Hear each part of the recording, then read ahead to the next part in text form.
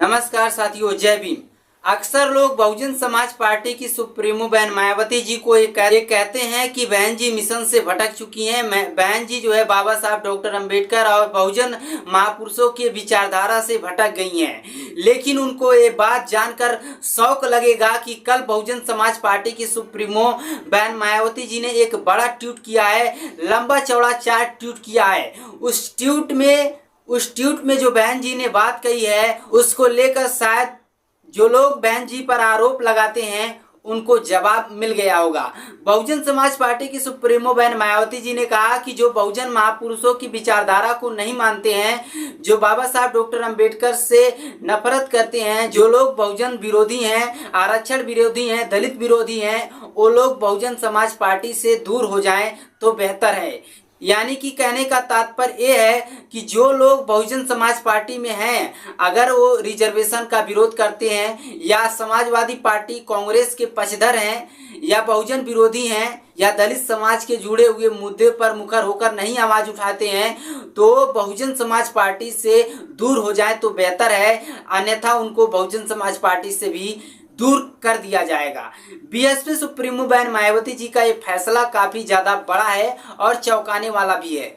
जो लोग बहुजन समाज पार्टी को ये कहते नजर आते हैं कि बहन जी मिशन से भटक चुकी हैं, को इस बात से सबक सीख लेना चाहिए कि बीएसपी सुप्रीमो मायावती जी ना तो मिशन से भटकी हैं और ना तो बहुजन विचारधारा से भटकी हैं। वो तब भी उसी विचारधारा पर काम कर रही थी और अब भी उसी विचारधारा पर काम कर रही हैं। उसी बहुजन विचारधारा, अंबेडकरवादी विचारधारा पे अभी भी बहन जी काम कर रही हैं। ये तो बात क्लियर हो गई है। जरा सुनिए बहुजन समाज पार्टी की सुप्रीमो बहन मायावती जी ने क्या कुछ कहा है। बीएसपी सुप्रीमो मायावती जी ने कहा कि SC/ST आरक्षण के वर्गीकरण व क्रीमी लेयर का मुद्दा इन वर्गों को बांटने वाला भी है, जबकि बीएसपी जाति के आधार पर सदियों से तोड़े व सताए गए इन लोगों को जोड़कर बहुजन समाज बनाने का मानवतावादी मूवमेंट है, जिससे कोई समझौता संभव नहीं है। पार्टी इस मुद्दे को लेकर अति गंभीर है। आगे बीएसपी सुप्रीमो मायावती जी कहती हैं कि इसको लेकर कर्नाटक, तेलंगाना, आंध्र प्रदेश व तमिलनाडु की सरकारों द्वारा माननीय सुप्रीम कोर्ट के फैसले से पहले से ही जो वहाँ पे पहले से SC व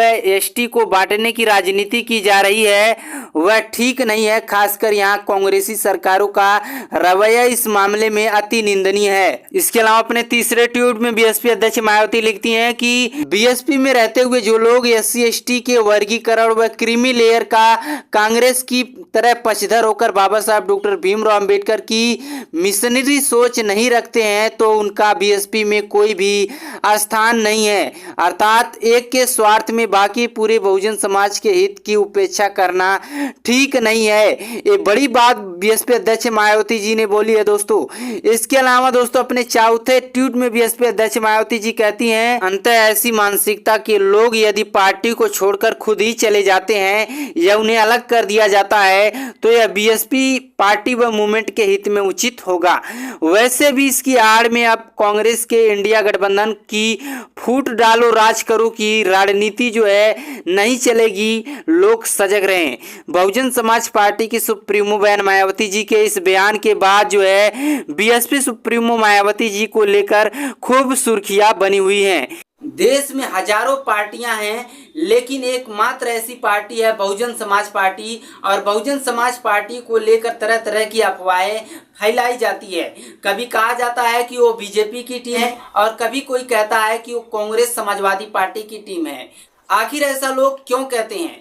बहुजन समाज पार्टी आलतू फालतू लोगों को जवाब नहीं देती है, इसीलिए बहुजन समाज पार्टी पर ऐसे टिप्पणी अनाप शनाप आते रहते हैं, जिसका जवाब भी बहुजन समाज पार्टी की सुप्रीमो बहन मायावती जी देना सही नहीं समझती हैं। लेकिन अब वो दौर चला गया।